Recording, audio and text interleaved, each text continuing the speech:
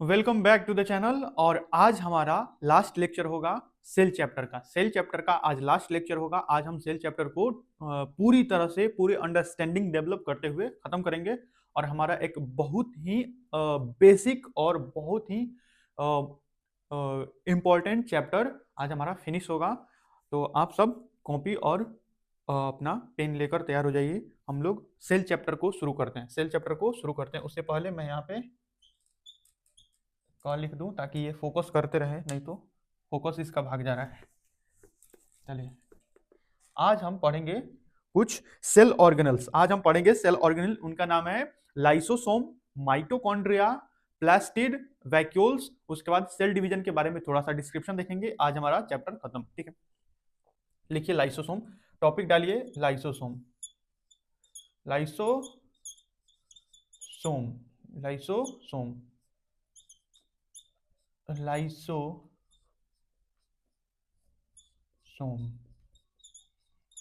क्या है लाइसोसोम? ठीक है, देखिए लाइसोसोम क्या होता है। लाइसोसोम हमारे सेल में एक ऐसा स्ट्रक्चर होता है जिसमें बहुत सारे एंजाइम पाए जाते हैं, जो किसी भी ऑर्गेनिक मैटर को, हमारे सेल में मौजूद किसी भी ऑर्गेनिक मैटर को, यानी कि किसी भी कार्बनिक पदार्थ को, जैसे प्रोटीन, कार्बोहाइड्रेट, लिपिड, वसा, इन सभी चीजों में किसी को भी पचाने की क्षमता रखते हैं, यानी कि उन सबको पचा सकते हैं। इनके भीतर इतना खतरनाक हाइड्रोलाइटिक एंजाइम होता है। अभी हाइड्रोलाइटिक छोड़ दीजिए, इनमें बहुत ही ज्यादा एंजाइम होता है, बहुत ही पावरफुल, बहुत ही शक्तिशाली एंजाइम पाया जाता है इनके भीतर। और ये एंजाइम किसी भी सेल ऑर्गेनेल को या पूरे के पूरे सेल को पचाने की क्षमता रखते हैं, या पूरे के पूरे सेल को पचाने की क्षमता रखते हैं। अच्छा, क्योंकि ये सेल तक को पचा देते हैं, अगर ये बहुत ही ज्यादा मात्रा में, लाइसोसोम बहुत छोटे होते हैं, अगर ये बहुत ही ज्यादा मात्रा में सेल में फट जाए तो पूरा का पूरा सेल डिस्ट्रॉय हो जाएगा, सेल खत्म हो जाएगा, सेल मर जाएगा। इसीलिए इनको आत्महत्या की थैली भी कहा जाता है, कि कुछ ऐसे सेल होते हैं जो अपने लाइफ के एंडिंग पे होते हैं, तो बहुत सारे लाइसोजाइम उनमें फट जाते हैं, और उस इस प्रकार से सेल के अंदर जितना भी पदार्थ है वो डाइजेस्ट हो जाता है। किनके एंजाइम के द्वारा? किनके एंजाइम के द्वारा? लाइसोसोम के एंजाइम के द्वारा। और उस डाइजेस्टेड वो जो डाइजेस्टेड चीज बचता है, दूसरी सेल उसको एब्जॉर्ब कर लेती है तथा उससे न्यूट्रिशन गेन कर लेती है। ठीक है, तो लाइसोजाइम को तो सबसे पहले हम सुसाइडल बैग या आत्महत्या की थैली कहते हैं। आत्महत्या की थैली, सुसाइडल बैग। ठीक है, आत्महत्या की थैली। इनको आत्महत्या की थैली क्यों कहते हैं? अच्छा, ये लाइसोजाइम कहाँ बनते हैं? लाइसोजाइम बनते हैं गोल्गी बॉडी। कौन बनाता है इन्हें? गोल्जी बॉडी इनको बनाती है। गोल्जी उपकरण या गोल्जी बॉडी, गोल्जी बॉडी में बनते हैं। गोल्जी बॉडी में बनते हैं। लाइसोजाइम गोल्जी बॉडी में बनते हैं। लाइसोजाइम गोल्जी बॉडी में बनते हैं, लेकिन लाइसोजाइम में जो एंजाइम है, लाइसोजाइम में जो एंजाइम है वो RER में बनता है। वो RER में बनता है। वो कहां बनता है? RER में। हमने देख लिया था कि एंडोप्लाज्मिक रेक्टिकुलम है, यानी कि अंतः प्रद्रव्य जालिका दो प्रकार की होती थी, RER, ACR। RER खुरदरी होती थी। क्यों खुरदरी होती थी? क्योंकि उनके सरफेस पे क्या पाया जाता था? राइबोसोम। और राइबोसोम प्रोटीन के निर्माण में मदद करता है। राइबोसोम प्रोटीन के निर्माण में मदद करता है। और हमने ये भी देख लिया था कि प्रोटीन फोल्डिंग होकर एंजाइम बनता है। तो जो लाइसोजाइम में जो भी एंजाइम है वो RER में बनेगा। कहां बनेगा? RER में। इनमें बहुत ही शक्तिशाली शक्तिशाली एंजाइम पाए जाते हैं। एंजाइम भरे होते हैं जो जो सेल के किसी ऑर्गेनेली या पूरे सेल तक को डाइजेस्ट डाइजेस्ट यानी पचाने, डाइजेस्ट करने की क्षमता रखते हैं। ध्यान दीजिए, इनमें बहुत ही पावरफुल एंजाइम पाए जाते हैं, बहुत ही पावरफुल एंजाइम पाए जाते हैं जो कार्बोहाइड्रेट, प्रोटीन, वसा, लिपिड किसी भी चीज को पचा सकने की क्षमता रखते हैं। ये एंजाइम कहाँ बनते हैं? ये एंजाइम बनते हैं RER में बनते हैं। कहाँ बनते हैं?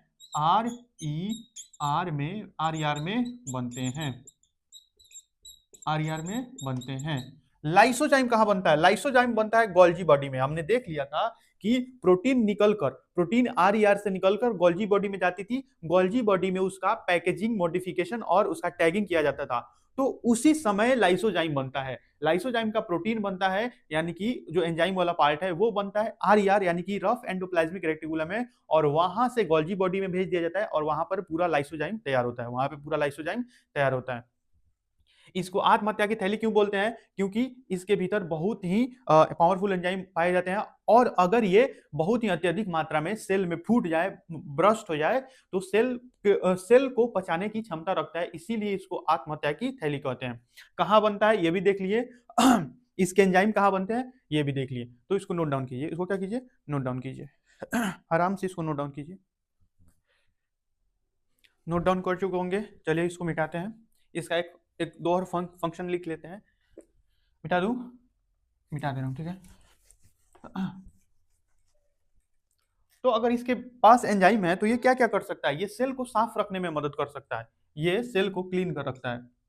लाइसोजाइम या सेल को साफ रखता है। कोई भी फॉरेन पार्टिकल आ गया, मान लीजिए कोई बैक्टीरिया घुस गया, लाइसोजाइम फट जाए, बैक्टीरिया मर जाएगा।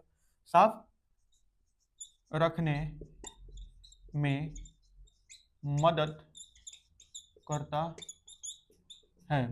अगर सेल पुरानी हो गई है, अगर सेल पुरानी यानी कि वो अपने लाइफ के लास्ट स्टेज में है, तो लाइसोजाइम फट के उसको डाइजेस्ट कर देगा। पुरानी हो गई है तो लाइसोजाइम उसे पचा देगा।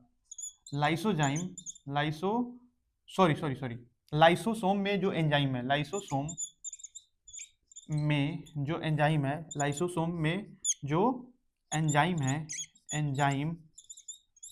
है वो सेल को पचा देंगी, सेल को पचा देंगी, ठीक है।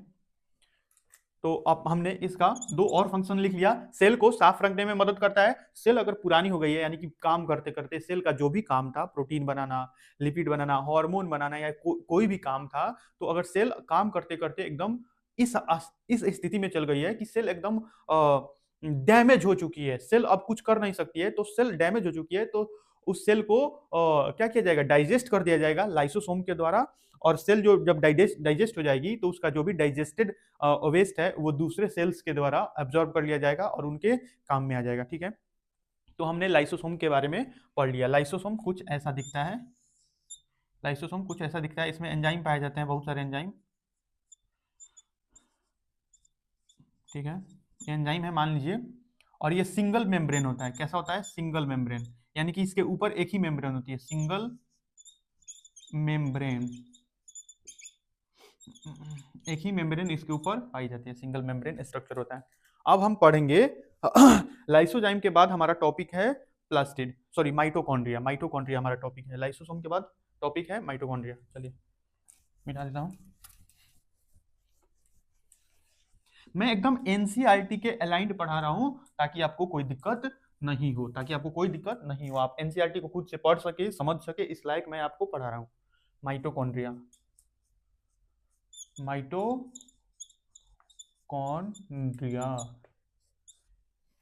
This is the one of the most important structure और cell organelle in whole cell. पूरे सेल में एक सबसे महत्वपूर्ण कोई सेल ऑर्गेनल है तो ये है माइटोकॉन्ड्रिया। क्यों? ये पावर हाउस है, power house of the cell, power house of the cell, यानी कि ऊर्जा गृह। सेल का क्या है? ये कोशिका का ऊर्जा गृह है। माइटोकॉन्ड्रिया कोशिका का ऊर्जा गृह है। क्यों? क्योंकि इसी में एटीपी का सिंथेसिस किया जाता है। एटीपी का सिंथेसिस इसी के अंदर। एटीपी क्या होती है? एटीपी जैसे आपके पास अगर पैसा नहीं हो, आप अगर कोई सामान खरीदने जाएं, तो क्या आप सामान खरीद पाएंगे? अनटिल अनलेस आप क्रेडिट से नहीं खरीद लेते हैं, कि आप उधार ले लेते हैं, लेकिन फिर भी आपको पैसा देना पड़ेगा। क्यों? क्योंकि अगर आप पैसा नहीं देंगे तो कब तक कोई आपको उधार सामान देगा? नहीं दे सकता है। तो किसी भी सामान को खरीदने के लिए जैसे आपको पैसे की जरूरत होती है, उसी प्रकार से हमारे शरीर में किसी भी काम को करने के लिए एटीपी की आवश्यकता होती है। Adenosine triphosphate, adenosine triphosphate. तो इस एटीपी को सिंथेसिस करता है ये, इसीलिए इसको power house of the cell कहा जाता है। कि शरीर में जो भी काम करने के लिए ऊर्जा चाहिए, वो सिर्फ और सिर्फ सेल में माइटोकॉन्ड्रिया के अंदर बनता है। हम माइटोकॉन्ड्रिया का स्ट्रक्चर देख लेते हैं। ये रही माइटोकॉन्ड्रिया के आउटर मेम्ब्रेन, और ये रही माइटोकॉन्ड्रिया की इनर मेम्ब्रेन जो फोल्ड है, जो कि बहुत ही ज्यादा फोल्ड रहती है। ये है इनर मेम्ब्रेन, ठीक है। ये बाहरी झिल्ली, आउटर मेम्ब्रेन। आप समझ गए होंगे, अब धीरे धीरे आप समझ पा रहे होंगे कि बाहरी झिल्ली लिखने से अच्छा आउटर मेम्ब्रेन लिखना है। बाहरी झिल्ली, जब मैं इसको ट्रांसलेट कर रहा हूं तो ये बार बार एक ही बात को रिपीट कर रहा है, क्योंकि बाहरी झिल्ली और आउटर मेम्ब्रेन का ट्रांसलेशन इंग्लिश में तो एक ही हो जाएगा ना। ये है आंतरिक झिल्ली, आंतरिक झिल्ली, ठीक है। ये रही आंतरिक झिल्ली। ये outer membrane, inner membrane, outer membrane, inner membrane. बाहरी झिल्ली पोरस होती है, पोरस यानी कि छिद्र युक्त, छिद्र युक्त, छिद्र युक्त, यानी कि इसमें पोर पाए जाते हैं, छेद पाए जाते हैं। और आंतरिक झिल्ली, आंतरिक झिल्ली अंदर से कैसी होती है? बहुत ही ज्यादा फोल्डेड होती है, फोल्डेड, फोल्डेड, यानी कि इसका देखिए फोल्डिंग हुआ है कि नहीं, देखिए ये फोल्डिंग, ये फोल्डिंग, इसको क्रिस्टा बोलते हैं। इसको क्या बोलते हैं? क्रिस्टा, क्रिस्टा, इसको क्या बोलते हैं? क्रिस्टा। तो ये रहा पूरा माइटोकॉन्ड्रिया का स्ट्रक्चर। आप सोच रहे होंगे कि इसमें एटीपी का सिंथेसिस कहां होता है? इसमें एटीपी का सिंथेसिस आंतरिक झिल्ली के ऊपर होता है। एटीपी को यही सिंथेसाइज, एटीपी इसी सतह पर बनता है, इसी सतह पर बनता है। एटीपी इसी सतह पर बनता है। एटीपी क्या है? एटीपी यहां पे लिख दे रहा हूं। एटीपी, एटीपी हमारे हमारे शरीर में, हमारे शरीर में, हमारे शरीर में ऊर्जा, ऊर्जा मुद्रा, ऊर्जा मुद्रा यानी कि एनर्जी जो कैश होता है, यानी कि हम किसी भी चीज को खरीद रहे हैं तो हमको पैसा देना पड़ेगा, तो ये ऊर्जा, ये जो ऊर्जा होती है एक मुद्रा के रूप में काम करता है। एटीपी देंगे तो काम होगा, एटीपी नहीं देंगे तो काम नहीं होगा, काम करता है। एटीपी का फुल फॉर्म क्या होता है? एटीपी का फुल फॉर्म क्या होता है? Adenosine, adenosine triphosphate, adenosine triphosphate. तो अच्छा, एटीपी का सिंथेसिस कहां होता है? एटीपी का सिंथेसिस माइटोकॉन्ड्रिया में होता है, या एटीपी बनाता है, बनाता है। और एक बात, और एक खास बात, माइटोकॉन्ड्रिया के पास अपना डीएनए होता है। माइटोकॉन्ड्रिया के पास अपना डीएनए और अपना राइबोसोम होता है। माइटोकॉन्ड्रिया के पास अपना डीएनए अलग से और राइबोसोम अलग से होता है। तो यहाँ पे डीएनए बना लीजिए, ये रहा माइटोकॉन्ड्रिया का डीएनए, ठीक है। और ये छोटा सा राइबोसोम बना लीजिए, ये छोटा सा राइबोसोम, ये राइबोसोम रहा। ये माइटोकॉन्ड्रिया का डीएनए है। डीएनए क्या है? ये डीएनए। हमारा डीएनए क्या होता है? हमारा डीएनए हमारे न्यूक्लियस के भीतर होता है। माइटोकॉन्ड्रिया के पास भी अपना डीएनए होता है। ये इसके पास अपना डीएनए होता है, लिख लीजिए, इसके पास अपना डीएनए होता है, इसके पास अपना डीएनए होता है, इसके पास अपना अलग से डीएनए होता है, अपना डीएनए होता है, इसके पास अपना अलग से डीएनए होता है। राइबोसोम और डीएनए इसके पास अपना होता है, ठीक है। तो माइटोकॉन्ड्रिया एक बहुत ही ज्यादा महत्वपूर्ण संरचना हमारे सेल के भीतर पाई जाती है। माइटोकॉन्ड्रिया का स्ट्रक्चर आप देख सकते हैं, इसमें एक बाहरी झिल्ली होती है, एक आंतरिक झिल्ली होती है। आंतरिक झिल्ली फोल्डेड होती है, यानी कि इसमें घुमाव होता है, और इसी सतह पर आंतरिक झिल्ली पर ही एटीपी का निर्माण होता है, एटीपी का निर्माण होता है।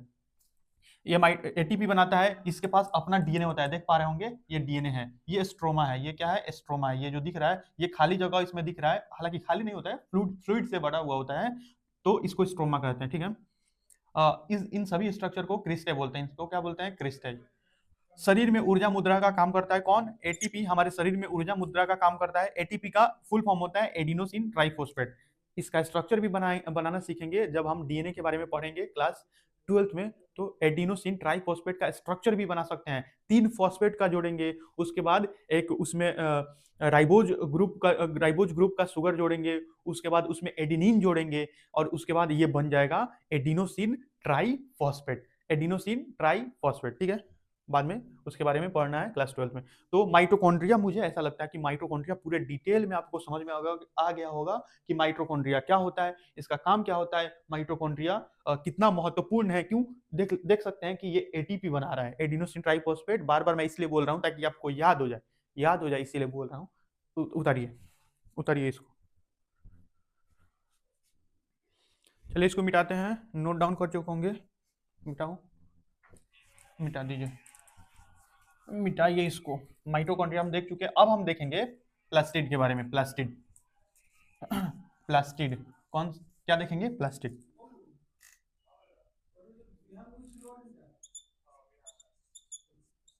अब हम देख रहे हैं प्लास्टिड। प्लास्टिड को हिंदी में वर्णक कहते हैं। क्या कहते हैं, वर्णक। वर्णक, वर्ण मतलब होता है रंग, और वर्णक का मतलब होता है रंग देने वाला। वर्णक मतलब रंग देने वाला। Plastid only found in plant cell. Only, एक सेकंड, इसको यहां पे नहीं लिखे कहीं, only, only found in plant cell. Only found in plant cell. Plastid mainly 2 types के होते हैं। कितने टाइप्स के होते हैं, 2 टाइप्स के होते हैं। तब तक आप इसको नोट डाउन कीजिए, मैं थोड़ा सा इंक डाल लेता हूं मार्कर में। Plastid mainly of 2 types, mainly of 2 types. Plastid mainly of 2 types. कौन कौन से हैं अभी हम देख रहे हैं। प्लास्टिड किस में पाए जाते हैं, प्लास्टिड सिर्फ और सिर्फ प्लांट सेल्स में पाए जाते हैं। ये फीचर है प्लांट सेल्स का। प्लांट सेल्स यानी कि पौधों की कोशिकाओं का ये फीचर है, सिर्फ और सिर्फ ये प्लांट सेल्स में पाए जाते हैं। एनिमल सेल्स में प्लास्टिड नहीं पाए जाते हैं। अगर पाए जाते तो हमें कोई काम करने की आवश्यकता नहीं होती, हम धूप में जाते, खड़े होते, हमारे भीतर भोजन बन जाता। प्लास्टिड, प्लास्टिड कितने, chromoplast, chromoplast, chloroplast, chromoplast, sorry sorry sorry, leucoplast, leucoplast. Chromoplast मतलब, क्रोमा मतलब होता है colour, colour which gives colour, जो जो रंगीन, रंगीन, जो रंग देता है, जो रंग दे, जो पौधों को अलग अलग रंग प्रदान करता है, जो पौधों को डिफरेंट कलर प्रदान करता है। डिफरेंट, डिफरेंट मतलब अलग, कलर प्रदान, प्रदान मतलब देता है, करता है, अलग कलर प्रदान करता है। Leucoplast no colour, no colour, no colour, ये पौधों को कोई रंग नहीं देता है, ये रंगहीन होता है। या इसको बोल देते हैं इट गिव्स व्हाइट कलर, या उजला कलर भी देता है। लेकिन इसका मेन काम क्या होता है, इसका मेन काम होता है, मुख्य रूप से ये भोजन के संचय में मदद करता है। मुख्य रूप से यह भोजन के संचय, संचय मतलब स्टोर में मदद करता है। मुख्य रूप से ये भोजन के संचय में मदद करता है। भोजन मतलब फूड, संचय मतलब स्टोरेज, मदद मतलब हेल्प करता है। It helps to store food in plant cells, in plant cells. Chromoplast, chromoplast यह पौधों को अलग अलग रंग प्रदान करता है, लाल, पीला, हरा, नीला, जो भी कलर होता है पौधों में। अच्छा, क्रोमोप्लास्ट में एक खास, हम प्लास्ट के बारे में पढ़ रहे हैं, क्रोमोप्लास्ट में एक खास प्लास्ट होता है, क्लोरोप्लास्ट। क्लोरोप्लास्ट ये पौधों को मेनली हरा रंग देता है, मेनली हरा रंग देता है। मैं मेनली क्यों बोल रहा हूं, मुख्य रूप से क्यों बोल रहा हूं, क्योंकि क्लोरोप्लास्ट में कुछ ऐसे पिगमेंट्स पाए जाते हैं जो बाद में लाल या पीला हो जाते हैं। जैसे आप देखते होंगे कि पौधा शुरू शुरू में उसकी पत्तियां होती हैं, सूखने से पहले यानी कि ताजी पत्तियां होती हैं तो हरी दिखती हैं। अच्छा, उससे भी ताजी जब पत्तियां नई नई निकलती हैं तो कुछ पत्तियां हल्का हल्का लालीपन लिए हुए होती है, तो वो लालीपन क्यों है? उसके बाद जब पत्तियां सूखने लगती हैं तो पीली हो जाती हैं, उन्हीं में पीलापन कहाँ से आ गया? तो जो क्लोरोप्लास्ट होता है, क्लोरोप्लास्ट चेंज हो सकता है अलग अलग कलर्स में, यानी कि उसमें mainly chlorophyll A, chlorophyll B पाए जाते हैं। क्लोरोफिल ए, क्लोरोप्लास्ट में chlorophyll A, chlorophyll B pigments पाए जाते हैं। ये प्लास्टिड में, इस प्लास्टिड में ये एक ऑर्गेनेली है, ये एक ऑर्गेनेली है, ये एक ऑर्गेनेली है, यानी कि अंगक है। इसके भीतर पिगमेंट्स पाए जाते हैं, इसके भीतर पिगमेंट्स पाए जाते हैं, chlorophyll A, chlorophyll B, xanthophyll, carotenoids. तो इन सभी के कारण इनको अलग अलग कलर्स मिलता है। अगर क्लोरोफिल ए, क्लोरोफिल बी अत्यधिक मात्रा में है तो हरा होगा, जेंथोफिल या कैरेटिनोइड्स अलग अधिक मात्रा में हो जाएंगे तो लाल या पीला भी हो सकता है, लाल या पीला भी हो सकता है। क्लोरोप्लास्ट, क्लोरोप्लास्ट एक ऑर्गेनेली है, ऑर्गेनेली है, उसके भीतर chlorophyll A, chlorophyll B, xanthophyll, carotenoids ये सब पाए जाते हैं। क्लोरोफिल ए, क्लोरोफिल बी, इन सभी को पिगमेंट्स कहते हैं। क्या कहते हैं? पिगमेंट्स। ठीक है, इतना बात ध्यान रखिएगा, 2 या 3 बार मैंने बोल दिया है। तो क्लोरोप्लास्ट, क्रोमोप्लास्ट और ल्यूकोप्लास्ट, वर्णक 2 प्रकार के होते हैं, ए एंड बी। ल्यूकोप्लास्ट मुख्य रूप से भोजन के संचय में मदद करता है। Amyloplast, aleuroplast, elaioplast, elaioplast. दिख रहा है कि नहीं दिख रहा है? यहाँ तक दिख रहा है कि नहीं? मुझे देख लेने दीजिए। नहीं दिख रहा होगा तो दोबारा, नहीं दिख रहा है, दिख रहा है। देखिए, ल्यूकोप्लास्ट में ये तीनों पाए जाते हैं। ये कार्बोहाइड्रेट को रखता है, कार्ब्स को। किनको रखता है? कार्ब्स को। यानी कि ल्यूकोप्लास्ट ये 3 प्रकार के होंगे। ल्यूकोप्लास्ट भोजन को स्टोर करता है। अगर ल्यूकोप्लास्ट कार्बोहाइड्रेट को स्टोर करे तो उसको एमाइलोप्लास्ट कहेंगे। अगर ये कार्बोहाइड्रेट को स्टोर करे तो इसको एमाइलोप्लास्ट कहेंगे। अगर ये प्रोटीन को, किसको? प्रोटीन को स्टोर करे तो इसको एल्यूरोप्लास्ट कहेंगे। और अगर ये लिपिड्स या फैट्स को स्टोर करे तो इसको एलायोप्लास्ट कहेंगे। कार्बोहाइड्रेट को जो स्टोर करता है एमाइलोप्लास्ट, प्रोटीन को जो स्टोर करता है एल्यूरोप्लास्ट, लिपिड या फैट को जो स्टोर करता है एलायोप्लास्ट। अच्छे से समझ लीजिए, ल्यूकोप्लास्ट कोई भी कलर देने में मदद नहीं करता है, ये मेनली भोजन के संचय में मदद करता है। भोजन 3 प्रकार के हो सकता है, कार्बोहाइड्रेट होगा, प्रोटीन होगा, नहीं तो फैट्स होगा। मिनरल्स स्टोर नहीं किए जाते हैं, मिनरल्स का जितना जरूरी होता है पौधे डायरेक्टली एब्जॉर्ब कर लेते हैं, मिनरल्स को स्टोर करने की आवश्यकता नहीं होती है। और पानी को क्या ही स्टोर करेंगे, पानी तो दिन भर पौधे के भीतर ट्रांसपिरेशन, उसके बाद एब्जॉर्प्शन, फिर ट्रांसपिरेशन, एब्जॉर्प्शन, ये होते रहता है। तो कार्बोहाइड्रेट को जो स्टोर करेगा एमाइलोप्लास्ट, प्रोटीन को एल्यूरोप्लास्ट, लिपिड्स को एलायोप्लास्ट। और ये समझ चुके होंगे। अब हम क्लोरोप्लास्ट का थोड़ा सा एक्सटेंडेड डायग्राम बना के देख लेते हैं कि आखिर क्लोरोप्लास्ट दिखता कैसा है। इसको नोट डाउन कर लीजिए और मैं मिटा दे रहा हूं। अब हम देखेंगे क्लोरोप्लास्ट को, ठीक है। अच्छा, ये खास बात ये है कि ये सिर्फ पौधों की कोशिकाओं में पाए जाते हैं, ये सिर्फ पौधों की कोशिकाओं में, किसी भी जंतु कोशिका में प्लास्टिड नहीं पाया जाता है, जंतु कोशिका में प्लास्टिड नहीं पाया जाता। मिटा दूं क्लोरोप्लास्ट।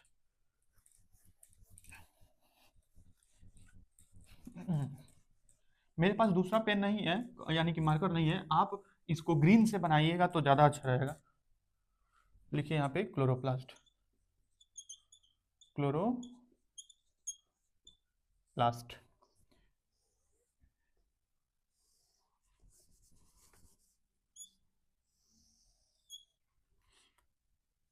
इसमें कुछ इस प्रकार से स्ट्रक्चर पाए जाते हैं, इस प्रकार से स्ट्रक्चर्स पाए जाते हैं, ऐसे। फिर यहाँ पे इनको हम कहते हैं थैलाकॉइड। इनको क्या कहते हैं? थैलाकॉइड। इस एक यूनिट को हम कहते हैं थैलाकॉइड, थैलाकॉइड। इस पूरे यूनिट को, यानी कि जब थैलाकॉइड एक के ऊपर एक स्टैक रहती है तो इसको हम कहते हैं ग्रेना, ग्रेना। इस खाली जगह को, इस लिक्विड फील्ड जगह को, इस द्रव से भरे हुए जगह को हम स्ट्रोमा कहते हैं। क्या कहते हैं? स्ट्रोमा। और जो 2 ग्रेना को जोड़ती है, जो 2 ग्रेना को जोड़ने का काम करती है, इसको हम बोलते हैं स्ट्रोमा लैमेला, स्ट्रोमा लैमेला। ठीक है, स्ट्रोमा लैमेला। देख लीजिए इसमें भी दो मेम्ब्रेन होती है, ये भी डबल मेम्ब्रेन बाउंड स्ट्रक्चर है। इसमें भी दो मेम्ब्रेन होती है, इसमें भी कितनी मेम्ब्रेन होती है, दो मेम्ब्रेन। माइटोकॉन्ड्रिया के जैसे इसमें भी डबल मेम्ब्रेन होती है, डबल मेम्ब्रेन। अच्छा, इसमें भी आउटर मेम्ब्रेन को बाहरी और इनर को आंतरिक कहेंगे, double membrane. Double membrane present. देखिए ये हो गया एस्ट्रोमा। एस्ट्रोमा क्या है, fluid field cavity, fluid field cavity, cavity यानी कि जगह, खाली जगह। एस्ट्रोमा हो गया। एक के ऊपर एक ऐसे डिस्क शेप, ये थैलाकॉइड किस शेप के होते हैं, disc shape, disc shape, disc यानी कि एक एक डिस्क शेप। डिस्क आपने देखा होगा, एक थाली के नुमा, आप थाली को भी डिस्क बोल सकते हैं, थाली को क्या बोल सकते हैं, डिस्क। और ये एक के ऊपर स्टैक रहते हैं, एक के ऊपर एक स्टैक रहते हैं।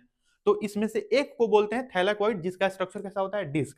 लेकिन एक के ऊपर एक रख दिया जाए तो ये सिलिंड्रिकल हो जाते हैं। ये किस आकार के होते हैं, बेलनाकार, सिलिंड्रिकल हो जाते हैं। दो ग्रेना को जोड़ने के लिए, दो ग्रेना को जोड़ने के लिए जो स्ट्रक्चर पाए जाते हैं उसको स्ट्रोमा लैमिला बोलते हैं। उसको क्या बोलते हैं, स्ट्रोमा लैमिला। इसी के भीतर पिगमेंट पाया जाता है, इसी के भीतर पिगमेंट्स पाया जाता है। Chlorophyll A, chlorophyll be found in grana, found in grana. इसी के भीतर क्लोरोफिल ए, क्लोरोफिल बी पाया जाता है ग्रेना के भीतर। और क्लोरोफिल ए, क्लोरोफिल बी क्या करता है, ये हमारे सनलाइट को, यानी कि जो हीट एनर्जी है, सनलाइट से जो एनर्जी आती है, उसको हम, इसको ये क्या करती है, केमिकल एनर्जी यानी कि रासायनिक ऊर्जा, केमिकल एनर्जी में बदल देती है। यानी कि ये सनलाइट में जो एनर्जी है उसको ट्रैप करती है और उसको कन्वर्ट कर देती है किसमें, केमिकल एनर्जी। केमिकल यानी कि ये फूड बना देती है, क्या बना देती है, फूड। और उस फूड का नाम क्या है, कार्बोहाइड्रेट, कार्बोहाइड्रेट। ध्यान से समझ लीजिए, फोटोसिंथेसिस आप पढ़े होंगे, नहीं पढ़े होंगे तो मैं पढ़ा दूंगा। ये सनलाइट को ट्रैप करती है अपने भीतर, सनलाइट को ट्रैप करती है। और उस सनलाइट में जो एनर्जी है, उस एनर्जी का ये उपयोग करके ये केमिकल एनर्जी में कन्वर्ट कर देती है, किसमें बदल देती है, केमिकल एनर्जी। और वो केमिकल है क्या, वो केमिकल है कार्बोहाइड्रेट। और कार्बोहाइड्रेट भोजन पौधों का भी है, हम भी खाते हैं कार्बोहाइड्रेट, हालांकि पौधों से लेकर ही खाते हैं, तो खाते तो हम भी हैं, लेकिन मेनली वो बनता कहाँ है, वो पौधों में बनता है। किन के कारण बनता है, क्लोरोप्लास्ट के कारण ही बनता है। क्लोरोप्लास्ट के भीतर chlorophyll A, chlorophyll B pigments पाए जाते हैं। इन दोनों को पिगमेंट्स बोलते हैं, क्या बोलते हैं, पिगमेंट्स। ये एक ऑर्गेनेली है, ये इस पूरे ऑर्गेनेली को क्लोरोप्लास्ट बोलते हैं। और इन सभी में यानी कि ग्रेना में क्लोरोफिल ए, क्लोरोफिल बी पाया जाता है। और यही यही पौधों को हरा रंग प्रदान करते हैं, gives green colour to plant. यानी कि क्लोरोफिल ए, क्लोरोफिल बी के कारण पौधों का रंग, पौधों की पत्तियों का रंग या उनकी डालियों का रंग कभी कभी हरा दिखाई देता है। तो हमने अच्छे से क्लोरोप्लास्ट को भी पढ़ लिया। नोट डाउन कीजिए, इसको नोट डाउन कीजिए, आराम से नोट डाउन कीजिए। नोट डाउन कर जो होंगे, मैं इसको मिटा रहा हूँ, ठीक है। कुछ भी डाउट आ रहा है तो पूछ लीजिए, एकदम बेझिझक पूछ लीजिए कि क्या डाउट आ रहा है, मिटा दूं। अब हम आज का लास्ट सेल ऑर्गेनेली पढ़ने वाले हैं, जिसका नाम है वैक्यूल। वैक्यूल क्या नाम है उसका, वैक्यूल। वैक्यूल, वैक्यूल का मेनली मतलब होता है खाली जगह। देखिए, ये सिर्फ यह मुख्य रूप से पौधों की कोशिका में पाया जाता है, पौधों की कोशिका में पाया जाता है, ठीक है।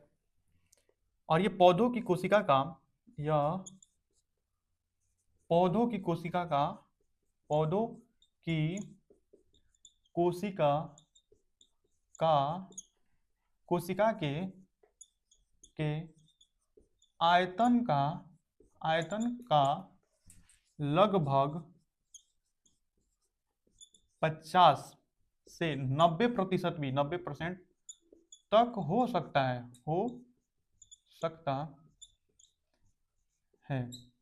यह जंतुओं की कोशिका में या तो नहीं पाया जाता है या इतना छोटा पाया जाता है कि उसका हिसाब मत लगा लीजिए। यह जंतुओं की कोशिकाओं कोशिकाओं में नहीं पाया नहीं पाया जाता, या छोटा पाया जाता है, या अगर पाया भी जाता है या छोटा, बहुत ही छोटा पाया जाता है, छोटा पाया जाता है। यह सेल का डस्टबिन होता है, यह सेल का डस्टबिन डस्टबिन होता है। इसमें वेस्ट मटेरियल रखे जाते हैं। डस्टबिन इसमें क्या क्या रह सकता है? O2 या CO2, और टॉक्सिन्स, टॉक्सिन्स यानी कि जहर जहर, कुछ पिगमेंट्स पिगमेंट्स कुछ एंजाइम्स भी पाए जा सकते हैं, एंजाइम्स, बहुत सारी चीजें। सेल को जो भी आवश्यकता नहीं उसमें ले जाकर डाल देगा। वैक्यूल्स, ये लीजिए वैक्यूल्स, ये वैक्यूल्स हैं, ये क्या है? वैक्यूल्स, ठीक है। इसमें ये सारी चीजें पाई जाती हैं। इसमें एक ही मेम्ब्रेन होता है, सिंगल मेम्ब्रेन। तो यहाँ पे लिख लीजिए सिंगल मेम्ब्रेन। सिंगल मेम्ब्रेन यानी कि एक ही मेम्ब्रेन, सिंगल मेम्ब्रेन। और ये सेल का एक डस्टबिन मान लीजिए, सेल को जो भी आवश्यकता नहीं है उसमें ले जाके डाल देगा। टॉक्सिन, देखिए टॉक्सिन क्या करता है, मैं समझा दे रहा हूँ। कुछ पौधे ऐसे होते हैं जो ऐसे इन्वायरमेंट में उगते हैं जहां बहुत ही हर्बीवोरस एनिमल्स हैं, यानी कि वो पौधों को खाएंगे ही खाएंगे। तो पौधे अपनी सुरक्षा के लिए अपने वैक्यूल्स में टॉक्सिन्स भर देते हैं कि अगर पौधा या कोई भी जीव जंतु उसको खा रहा है तो वो मर जाए या खाने का कोशिश नहीं करे, उसको इतना जहरीला लगे, उसको इतना तीता लगे कि वो नहीं खाए, जिससे पौधे अपने आप को सर्वाइव कर सके, अपने आप को क्या कर सके? सर्वाइव कर सके। इसलिए वे टॉक्सिन जो भी बनता है उसको वैक्यूल में डाल देते हैं। अच्छा, ये पौधों को मदद कैसे करता है? हम देखते हैं कि अगर पौधे के बढ़ने की तुलना और एक इंसान के बच्चे की बढ़ने की तुलना की जाए तो पौधे जल्दी बढ़ सकते हैं, जबकि इंसान का बच्चा धीरे धीरे बढ़ता है। क्यों? क्योंकि पौधों की कोशिका, मान लीजिए ये पौधों की कोशिका है, ये इधर देखिए, ये मान लीजिए ये पौधों की कोशिका है, तो इसमें इतना बड़ा तो वैक्यूल नहीं होगा। सेल ऑर्गन इधर छोटा सा न्यूक्लियस होगा, इधर ही सारे सेल्स ऑर्गन, इसमें बहुत बड़ा वैक्यूल हो जाता है, और ये वैक्यूल प्रेशर डालता है कोशिकाओं को बढ़ने के लिए। इसी को टर्जिडिटी बोलते हैं। इसको क्या बोलते हैं? टर्जिडिटी। इसी को क्या बोलते हैं? टर्जिट। सेल को बढ़ाने में मदद करता है। लेकिन मान लीजिए ये इंसान के बच्चे की कोशिका है, उसमें या तो इतना छोटा वैक्यूल होगा या पाया भी नहीं जा सकता है, कोई गारंटी नहीं है कि पाया ही जाए, या तो बहुत छोटा होगा या नहीं भी हो सकता है। इसीलिए हम सब में जो सेल का ग्रोथ होता है वो धीमे धीमे होता है, जबकि प्लांट सेल्स में उनके सेल्स का ग्रोथ बहुत ही अत्यधिक जल्दी हो जाता है। क्यों? क्योंकि उनके सेल्स में वैक्यूल मौजूद होते हैं। पिगमेंट्स, पिगमेंट्स इसलिए पाए जाते हैं कि ये किसी जैसे फूल पत्तियों में पिगमेंट्स का होना जरूरी है, अलग अलग कलर्स के पिगमेंट्स का होना जरूरी है, ताकि उस पे इंसेक्ट इंसेक्ट अट्रैक्ट होके आए, ताकि उनका पॉलिनेशन करा सके। फूल पे नहीं बैठेंगे कीट, बटरफ्लाई, इंसेक्ट्स ये सब नहीं बैठेंगे तो उनका पॉलिनेशन नहीं होगा। इसीलिए कभी कभी पिगमेंट्स भी डाल दिए जाते हैं ताकि अलग अलग कलर प्रोवाइड करें, और अलग अलग कलर को देखकर इंसेक्ट्स फ्लावर्स की तरफ अट्रैक्ट हो सके। क्या हो सके? अट्रैक्ट यानी कि आकर्षित हो सके। एंजाइम्स भी पाए जा सकते हैं, ठीक है। तो हमने वैक्यूल्स को भी देख लिया। अलग अलग जंतुओं में वैक्यूल्स पाया जाता है, जैसे अमीबा में फूड वैक्यूल होता है। अमीबा में, मैं लिख दे रहा हूँ, इसको मिटाकर लिख दे रहा हूँ, ठीक है, नोट डाउन कीजिए इसको। अमीबा में फूड वैक्यूल होता है। यूनिसेलुलर में भी वैक्यूल होता है, जैसे पैरामीशियम, अमीबा, ये इन सब में अमीबा में फूड वैक्यूल होता है। एक कोशिकीय किए जंतुओं में यह यह क्या करता है? पदार्थों के आदान प्रदान में मदद, पदार्थों के आदान, आवागमन लिखिए, आवागमन ज्यादा ठीक रहेगा। आवागमन, आवागमन यानी कि ट्रांसपोर्ट, ट्रांसपोर्ट में मदद करता है, मदद करता है। ध्यान से देखिए, ये है अमीबा, ये क्या है अमीबा। अमीबा को यहाँ पे फूड दिख रहा है, ये क्या है फूड। अमीबा क्या करेगा, अपने ये कुटपादों को फैलाएगा, अपने कुटपादों को इसके चारों तरफ फैलाएगा, इस प्रकार से फैलाएगा, इस प्रकार से ये फैलाएगा और इन दोनों को फ्यूज कर देगा। फ्यूज यानी कि एक मिला देगा। तो अगर यहाँ से ये फ्यूज हो जाए, इधर से ये फ्यूज हो जाए, इधर से ये फ्यूज हो जाए, तो ये आपको जो दिख रहा है इसी को बोलते हैं फूड वैक्यूल। ये एक रसधानी, भोजन रसधानी, इसको क्या बोलते हैं फूड वैक्यूल। एक खाली जगह हो गया, उसके भीतर क्या चला गया फूड। फूड जो पहले बाहर था, जो पहले बाहर था वो ग्रेस्प कर लिया गया अंदर। तो ये आवागमन यानी कि ट्रांसपोर्ट में मदद कर रहा है, इसको बोलते हैं फूड वैक्यूल। वैक्यूल। और ये है अमीबा।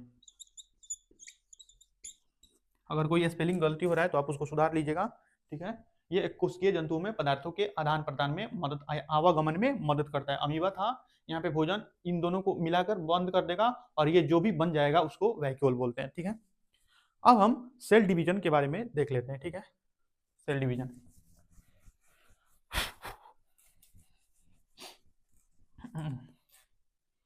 सेल डिवीजन या कोशिका विभाजन। कोशिका विभाजन, कोशिका विभाजन, इसको इंग्लिश में सेल डिवीजन बोलते हैं, सेल डिवीजन। इसको इंग्लिश में क्या बोलते हैं cell division. Cell division mainly two types के होते हैं, mitosis, mitosis, meiosis, meiosis, mitosis and meiosis, mitosis and meiosis. देखिए माइटोसिस एंड मियोसिस क्या होता है। माइटोसिस, सेल डिवीजन का मतलब क्या होता है, पहले सेल्स को या तो किसी टूटे हमारे शरीर को या तो किसी टूटे फूटे भाग की मरम्मत करने के लिए, या नई परत बनाने के लिए, या हम जब किसी मैच्योर या किसी एडल्ट के भीतर क्या बोलते हैं गैमिट्स बनते हैं। गैमिट्स क्या होते हैं, जो अगली पीढ़ी को बनाने में मदद करते हैं। गैमिट्स का मतलब होता है कि वे सेल्स जो फ्यूज कर कर या किसी भी तरीका से एक नए शिशु के निर्माण में मदद करते हैं, उनको गैमिट्स बोलते हैं। तो किसी नए भाग के मरम्मत के लिए, रिप्रोडक्शन में जो सेल्स उपयोग होते हैं उनके लिए हमारे शरीर में कोशिका का विभाजन होता है। नई कोशिका, हम हमारे हमारे लंबाई में वृद्धि के लिए, मोटाई में वृद्धि के लिए विभाजन होता है। जब हम खाते हैं तो हमारी कोशिकाओं में विभाजन होता है उनकी ऊर्जा से, और हम बढ़ते हैं। इसी प्रकार से दूसरे भी जंतु बढ़ते हैं, ठीक है। तो कोशिका विभाजन क्यों होता है ये समझ गए होंगे। अब कोशिका विभाजन दो प्रकार का होता है, mitosis, meiosis. Mitosis, meiosis. Mitosis में क्या होता है, माइटोसिस में इसमें क्रोमोसोम का नंबर बराबर होता है। इसमें क्रोमोसोम का नंबर, यह किस लिए होता है, यह टूटे फूटे भाग के मरम्मत, टूटे फूटे भाग की मरम्मत, ग्रोथ, बढ़ने के लिए ग्रोथ। उसके बाद इसमें इसमें इसमें क्रोमोसोम का, क्रोमोसोम मैंने आपको समझा दिया है, क्रोमोसोम का नंबर सेम रहता है, सेम रहता है। मान लीजिए, देखिए समझा रहा है। अगर ये सेल है, अगर ये सेल है और इसमें ये क्रोमोसोम रहा, ये क्या रहा, ये क्रोमोसोम। इसमें कितने क्रोमोसोम है, दो। इसमें कितने क्रोमोसोम है, दो। अब क्या होगा, ये सेल थोड़ा डिवाइड होने से पहले ये बड़ा होगा, ठीक है। ये उसकी ये न्यूक्लियस है। न्यूक्लियस बाद में गायब हो जाता है। इसके बारे में पूरा डिटेल पढ़ना है क्लास 11 में। अभी कहिएगा तो अभी पढ़ा दूंगा, लेकिन उतना दिया ही नहीं है। आप में 10, मुश्किल से 10 लाइन का दिया हुआ है, तो 10 लाइन में क्या ही पढ़ा सकते हैं। तो पहले तो इसका क्रोमोसोम क्या होगा, पहले तो इसका डीएनए दुगुना होगा। डीएनए क्या होगा, दुगुना होगा। तो ये लीजिए, मैंने डीएनए को दो गुना कर दिया। अभी भी क्रोमोसोम एक ही माना जाएगा। क्रोमोसोम को गिनने के लिए आप देखिए कि उसमें कितने सेंट्रोमियर है, इसको बोलते हैं सेंट्रोमियर। इस जगह को बोलते हैं सेंट्रोमियर। इसमें भी कितने सेंट्रोमियर, एक ही है। और देखिए ये भी ऐसा होगा, ठीक है। डीएनए दो गुना हो गया, लेकिन क्रोमोसोम दो ही है। इसमें भी दो क्रोमोसोम, इसमें भी दो क्रोमोसोम। अब क्या होगा, अब क्या होगा, कुछ ऐसे स्ट्रक्चर्स आएंगे, कुछ ऐसे स्ट्रक्चर्स आएंगे, ठीक है, जो इन दोनों को पकड़ के खींचेंगे, इन दोनों को पकड़ के खींचेंगे, जो इन दोनों को पकड़ के खींचेंगे। अब देखिए क्या होगा, तो ऐसा इधर चला जाएगा, ऐसा इधर जाएगा,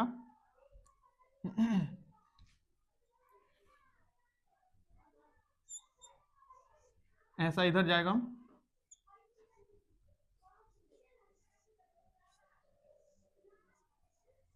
और ऐसा इधर चला जाएगा, ठीक है। अब उसके बाद यहां से ये बीच से ऐसा डिवाइड हो जाएगा, बीच से ये डिवाइड हो जाएगा, यानी कि अब कितने सेल्स बन गए, दो।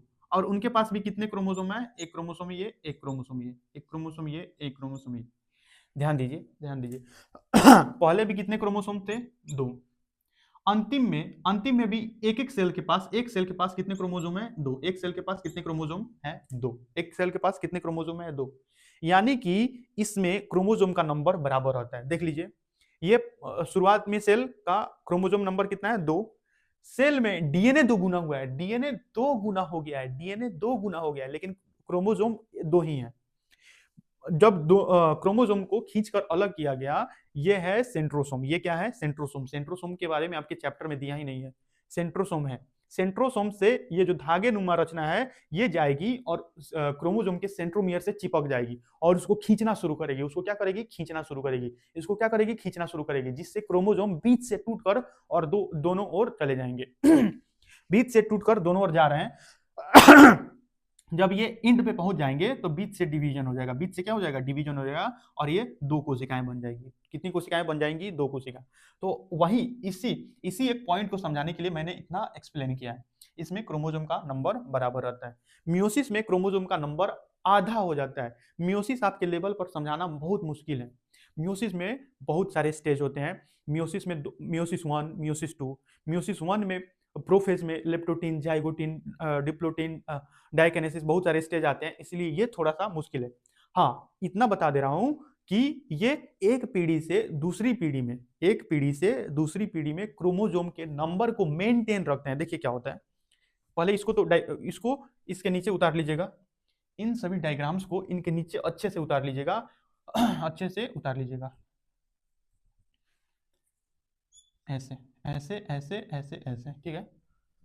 ऐसे ऐसे ऐसे मिटा दूं, देखिए मिटा रहा हूं। ध्यान दीजिए, देखिए ये है एक मेल, ये क्या है, एक, ये क्या है, एक मेल, और ये एक फीमेल, ये क्या है, एक फीमेल। इसमें कितना क्रोमोसोम है, 46। इसमें कितना है, 46। तो जब गैमीटोजेनेसिस होगा, गैमीटोजेनेसिस यानी कि गैमीट का फॉर्मेशन, गैमीट का फॉर्मेशन, फॉर्मेशन यानी कि बनना, गैमीट यानी कि युग्मक, युग्मक। गैमीट क्या होते हैं, sperm and ovum, sperm and ovum.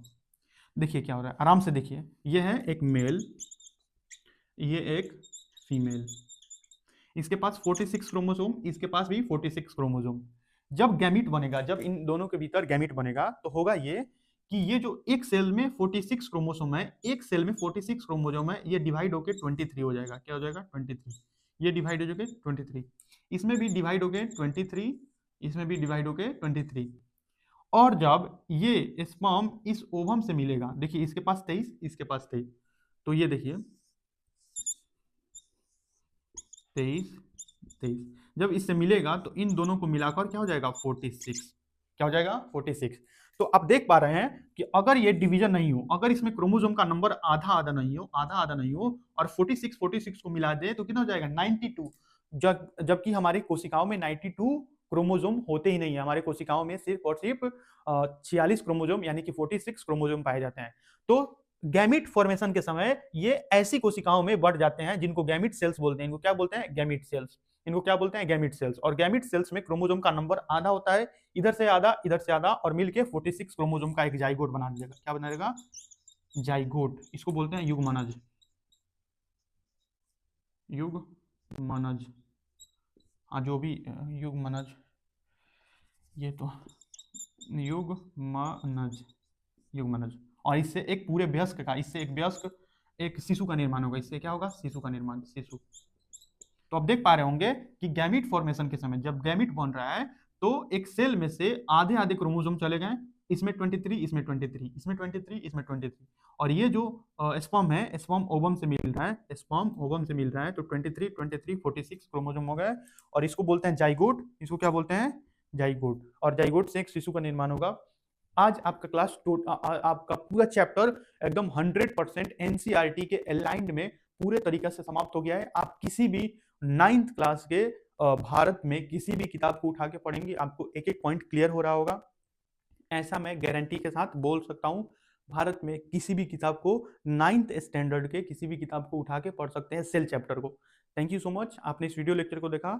God bless you, स्वस्थ रहिए, बाय।